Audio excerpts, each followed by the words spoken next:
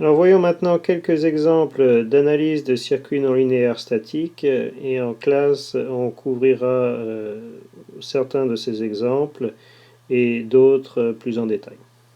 Alors encore une fois, par rapport aux circuits linéaires, vous noterez le caractère un peu ad hoc de ces analyses qu'on va faire, étant donné qu'il n'y a pas de principes généraux d'analyse qui s'appliquent à tous les circuits non linéaires. Alors le but de ce premier exemple sur cette diapositive est d'illustrer le fait qu'un circuit ayant un composant non linéaire peut avoir plusieurs points d'opération possibles. C'est quelque chose qui n'est pas possible avec un circuit linéaire. Un circuit linéaire a nécessairement un seul point d'opération possible. Donc ici, on va considérer le circuit très simple suivant, contenant simplement trois composants, une source de courant, une résistance et une diode à effet tunnel. Alors à droite, ici, j'ai représenté en noir une caractéristique, ou plutôt une approximation linéaire par morceau de la caractéristique de notre diode à effet tunnel. Et j'ai défini sur les axes ici un certain nombre de valeurs qui permettent d'écrire les équations de cette caractéristique. Alors cette caractéristique en noir ici définit la relation qui doit être vérifiée à tout instant entre le courant I ici qui rentre dans la diode et puis la tension V dénotée ici sur la figure aux bornes de la diode. Maintenant, la gauche du circuit ici, composée de la source et de la résistance, définissent une autre relation entre I et V. En effet, par LKC, le courant I ici est égal à IS moins V sur RS. Donc cette relation entre I et V est une relation affine qui est notée ici, I égale IS moins V sur RS, et que j'ai dessiné dans le même plan IV par cette ligne droite ici. Donc I est égal à IS moins V sur RS, donc la pente ici est 1 sur RS. Alors pour que le circuit puisse fonctionner, il faut que ces deux relations soient vérifiées. Donc il faut à la fois qu'on soit sur la caractéristique de la source plus résistance et sur la caractéristique de la diode à effet tunnel. Et donc un point d'opération de notre circuit est défini comme étant l'intersection de nos deux caractéristiques.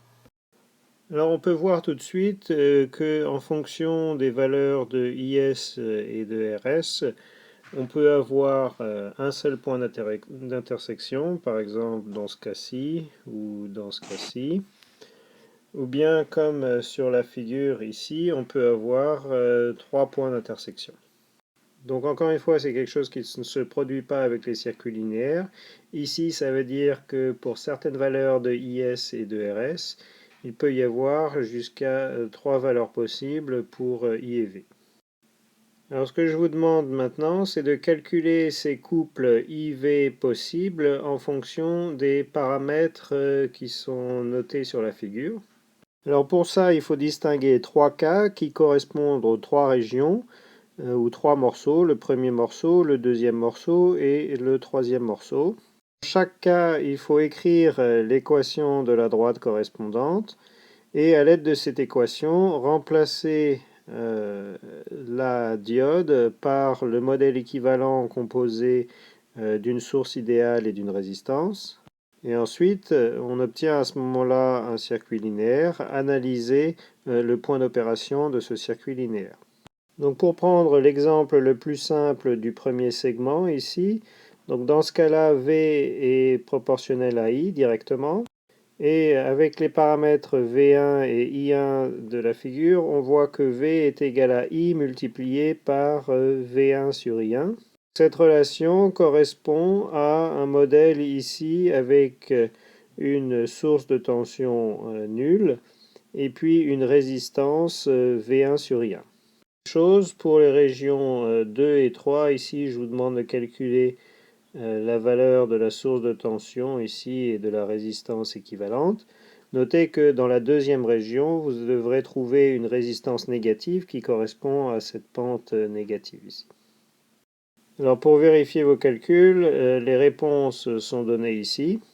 Et maintenant, dans chacun des trois cas, il est possible de résoudre les équations pour obtenir les valeurs de I et de V. Sur cette diapositive, maintenant, je voudrais discuter comment obtenir la caractéristique courant-tension d'un dipôle qui est constitué de combinaisons séries et parallèles de dipôles élémentaires dont on connaît les caractéristiques courant-tension. Alors encore une fois, toujours on parle de composants statiques ici. Donc pour illustrer ces idées, je voudrais considérer ce dipôle ici, qui est composé d'une résistance en parallèle avec deux diodes Zener. C'est un montage qu'on rencontre quelquefois pour faire un limiteur d'amplitude qu'on décrira plus loin. Pour les diodes Zener, je vais considérer la caractéristique montrée ici, où je suppose ici que la tension de seuil est 0, et la tension Zener est dénotée moins EZ ici.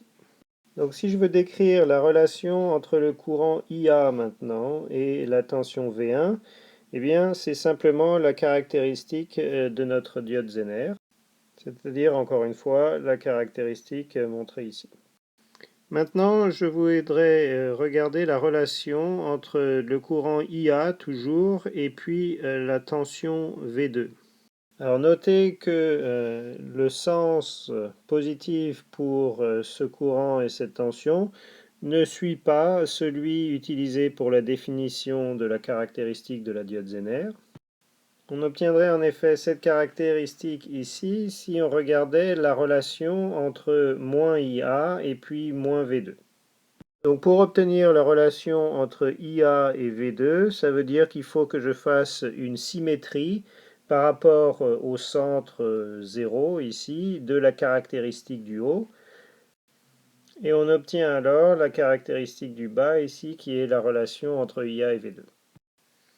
L'étape suivante, c'est d'obtenir la relation ici entre IA et V qui est montrée sur cette figure ici. Alors comment obtenir cette figure? Eh bien, pour une valeur de IA donnée, on a V est égal à V1 plus V2.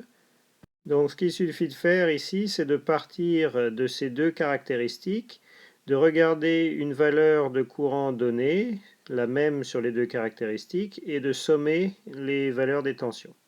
Donc par exemple, pour IA positif, ici, on obtient 0 plus EZ, donc j'obtiens ce morceau ici. Et puis pour IA négatif, ici, j'obtiens moins EZ plus 0, et donc moins EZ ici. Donc c'est vrai plus généralement quand on fait une combinaison série de composants élémentaires. Pour obtenir leurs caractéristiques courant-tension, on va sommer les tensions. Donc à ce point, j'ai la relation entre V et IA. Ce qui m'intéresse maintenant, c'est la relation entre V et I. Tout d'abord, la relation entre V et IB est décrite par la caractéristique de la résistance, qui est simplement cette droite ici. Alors pour obtenir la caractéristique de notre dipôle global, eh bien, pour une valeur de tension donnée, I est égal à IA plus IB par L cassé. Et donc, sur les caractéristiques, les deux caractéristiques ici et ici, je vais regarder une même tension V sur ces deux caractéristiques et sommer les courants. Ça va me donner alors la caractéristique finale ici. Donc par exemple, si je prends une tension dans cette zone-là, j'obtiens IA égale 0, et puis IB est égal à 1 sur RV. Et ça me donne le morceau linéaire du milieu ici. Alors c'est vrai plus généralement, quand on fait une combinaison parallèle comme ici de composants, on va sommer les courants. Alors comment on va se servir de cette caractéristique plus loin? Je l'ai redessiné sous une forme qui nous sera plus commode, où j'ai simplement inversé les axes. Donc j'ai simplement retracé la même caractéristique ici, mais en mettant I sur l'axe des X et V sur l'axe des Y. Donc on voit que pour I, ni trop élevé ni trop négatif, ce composant se comporte comme une résistance. Et pour les courants élevés, positifs et négatifs, la tension sature. Alors ça se voit en fait physiquement sur le circuit ici. Pour V positive mais pas trop grande, eh bien V2 va être bloquante. Donc on n'aura pas de courant IA ici et le composant se comporte simplement comme une résistance. Toutefois, quand V maintenant toujours positif atteint la valeur EZ, avec notre modèle de diode Zener ici, la première diode va être passante et donc V1 égale 0, et la deuxième diode va maintenir V2 à plus EZ. Et donc à ce moment-là, V ne peut pas augmenter au-delà de EZ. Alors jusqu'ici, on a travaillé avec des dipôles non linéaires qui sont caractérisés par leurs caractéristiques IV. Mais en traitement du signal, on va être aussi amené à travailler avec des quadripôles non linéaires. Et dans ce cas, on utilise typiquement la notion de caractéristique de transfert, qui n'est autre que la relation entre la tension d'entrée et la tension de sortie, bien qu'on puisse la définir aussi entre le courant d'entrée et le courant de sortie. Alors comme pour les caractéristiques courant-tension, pour relativement simplifier les calculs, il sera utile aussi de faire des approximations linéaires par morceau des caractéristiques de transfert. Et en fait, on obtiendra de telles caractéristiques linéaires par morceau, typiquement quand on utilisera des modèles de composants dont les caractéristiques IV sont elles-mêmes linéaires par morceau. Alors en fait, à l'aide de diodes, de résistances et puis de sources idéales, on peut réaliser à peu près n'importe quelle caractéristique de transfert linéaire par morceau. Alors on verra dans la diapositive suivante à quoi ça peut servir, mais pour comprendre un peu le circuit ici, on a tout d'abord cette échelle de résistance ici qui permet de synthétiser différents niveaux de tension. En particulier, on a les tensions V1 et V2 qu'on retrouve sur la caractéristique ici et ici. Alors en fait, on va choisir nos résistances de telle manière à ce qu'on puisse négliger l'influence des courants qui arrivent par ces branches ici. Et donc on peut considérer à peu près cette partie-là isolée. Donc V1 par exemple est à peu près égal à R2 divisé par R1 plus R2 plus R5 multiplié par 6 volts. Alors pour que cette analyse soit correcte, il faut que les résistances ici, R2, R1, R5, soient suffisamment petites pour que le courant qui rentre par ici ne change pas beaucoup les valeurs V1 et V2. Alors à l'aide de ces tensions, on veut synthétiser une caractéristique de transfert ici entre la tension à notre source, Vin ici, et puis la tension de sortie qu'on va prendre ici. Et enfin, on va considérer dans notre analyse ici un modèle où les diodes ici sont des diodes idéales, en particulier avec une tension de seuil de 0, même si une tension de seuil positive ne changerait pas énormément l'analyse. Alors, si je regarde maintenant Vin dans la région autour de 0, par exemple Vin légèrement positive ici, eh bien la tension au début n'est pas suffisamment élevée pour faire rentrer les diodes ici dans la zone passante. En particulier, tant qu'on n'a pas de courant, il y a une tension V1 par exemple à la cathode de D2 et il y a toujours une tension V2 à la cathode de D1. Donc tant que Vout n'a pas atteint ces seuils V1 et V2, ces diodes ici restent bloquantes. Les diodes du bas, bien évidemment, tant que Vout ici est positive, elles vont être bloquantes. Donc au départ, on n'a pas de courant qui peut passer dans cette résistance et on obtient Vout est égal à Vin, d'où le segment autour de 0 ici. Ensuite, quand Vout ou Vin dépasse le seuil V1, la diode D2 ici se met à passer et on peut écrire alors une LKC à ce point ici pour obtenir Vin moins Vout divisé par 12 000 est égal à Vout moins V1 divisé par 10 000. Et si on néglige encore une fois l'effet du courant qui passe ici sur V1 et qu'on considère V1 comme essentiellement étant constante, on obtient une relation affine entre Vout et Vin et V1.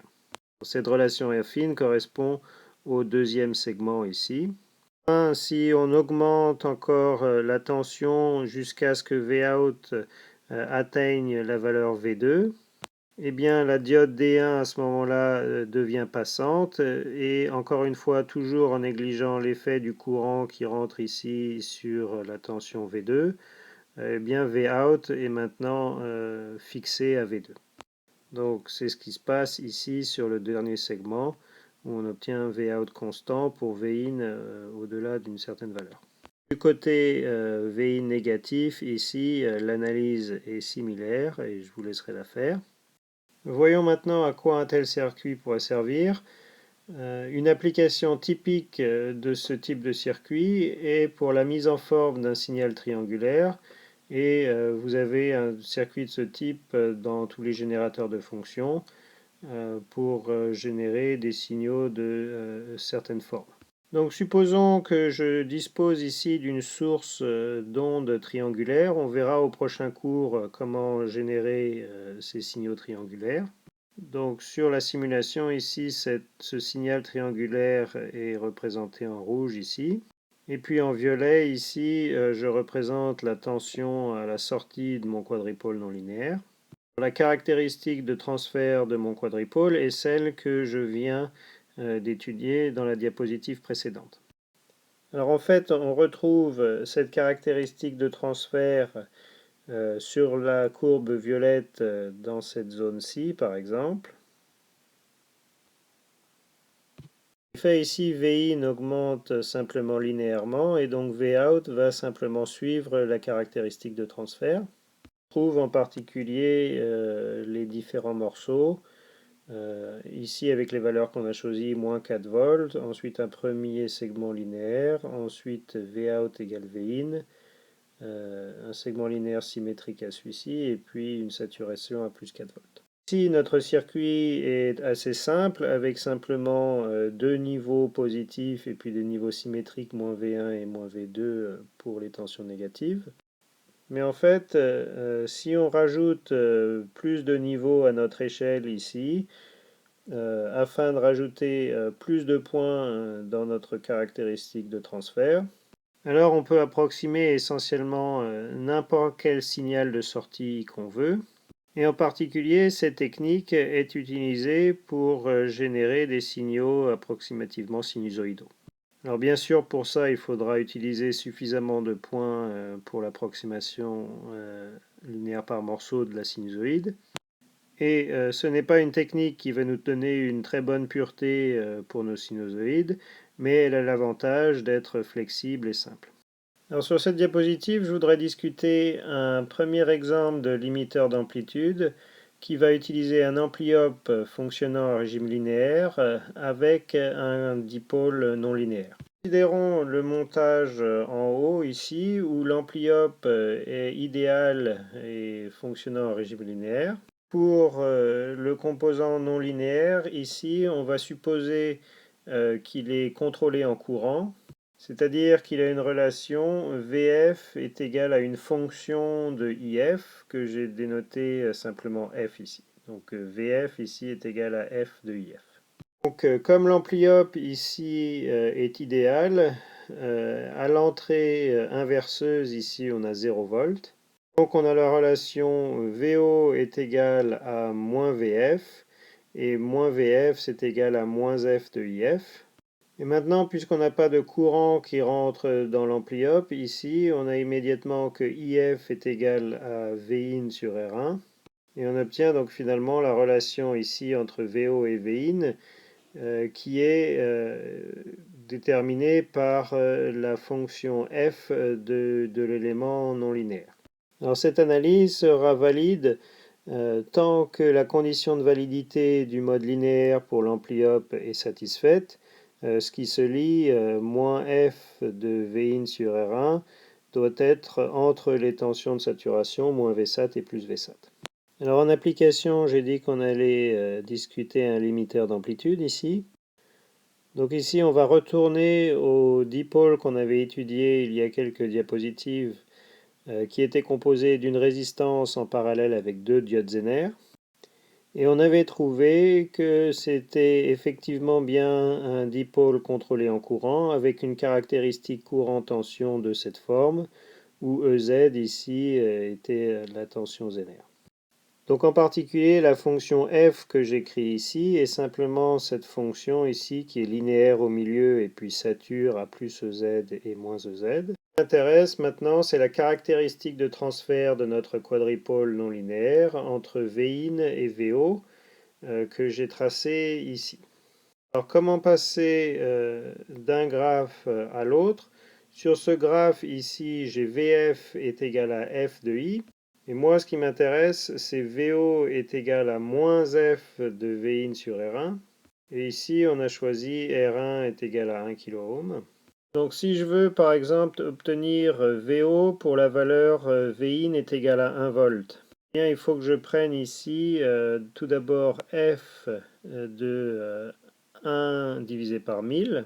Alors, si I est en milliampères, ici, F de 1 divisé par 1000 se lit comme étant la valeur F de 1 sur ce graphe.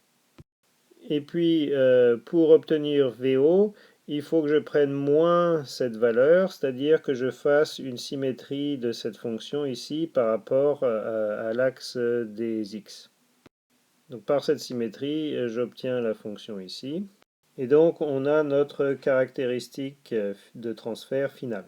Notez aussi ici que tant que EZ ici est prix inférieur à VSAT, la condition de validité ici sera toujours satisfaite. Et donc c'est un circuit qui nous permet de maintenir l'ampli-op en permanence dans son régime linéaire, même si on utilise pour ça un composant non linéaire ici. Le nom de limiteur d'amplitude est clair avec cette caractéristique de transfert. Ce circuit ici se comporte comme un amplificateur inverseur pour des tensions Vin pas trop grandes. Et puis au-delà d'une certaine valeur de VO, il sature et ça peut servir par exemple à protéger un circuit en aval. Alors voici ici un autre exemple de limiteur d'amplitude qui est assez populaire et qu'on utilisera dans le prochain cours dans la réalisation de nos oscillateurs à rétroaction en particulier. Composé encore une fois d'un montage amplificateur inverseur avec ici les diodes et puis l'échelle de résistance qui servent à limiter l'amplitude. Donc ce que je vous demande ici pour ce schéma, c'est d'établir la caractéristique de transfert que j'ai décrit ici. Pour ça, vous pourrez considérer un modèle de diode idéal ici. Alors notez que ce limiteur a une saturation douce ici, dans la mesure où on peut aussi contrôler la pente ici dans la région de saturation. On n'est pas obligé d'avoir quelque chose de complètement plat. Alors ça peut servir par exemple pour limiter la distorsion dans un oscillateur, comme on le verra. Alors bien sûr, on peut noter qu'il est possible de concevoir des limiteurs d'amplitude beaucoup plus simples qui utilisent seulement des diodes et des résistances. L'avantage d'un tel montage ici, c'est qu'on a un bon contrôle sur les différents paramètres de notre caractéristique de transfert. Alors, je voudrais conclure cette section en soulignant encore une fois quelques différences avec l'analyse des circuits linéaires sur lesquels on s'était concentré jusqu'ici.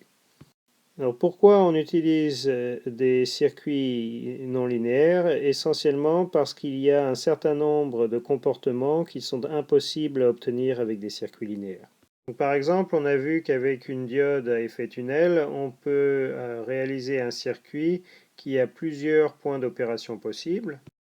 Alors, de tels circuits qui ont plusieurs points d'opération possibles peuvent servir à réaliser des verrous ou des mémoires. Une deuxième illustration, on a vu qu'une propriété fondamentale des circuits linéaires est que si je les excite avec une source sinusoïdale, En régime permanent, tous les signaux dans le circuit oscillent à la même fréquence. Alors ça, c'est utile dans certains cas, mais il y a des applications, par exemple en communication, où on a besoin de synthétiser des signaux à de nouvelles fréquences, ou encore de changer la fréquence d'un signal. Et on voit donc que pour faire ce genre de choses, on ne pourra pas utiliser simplement des circuits linéaires.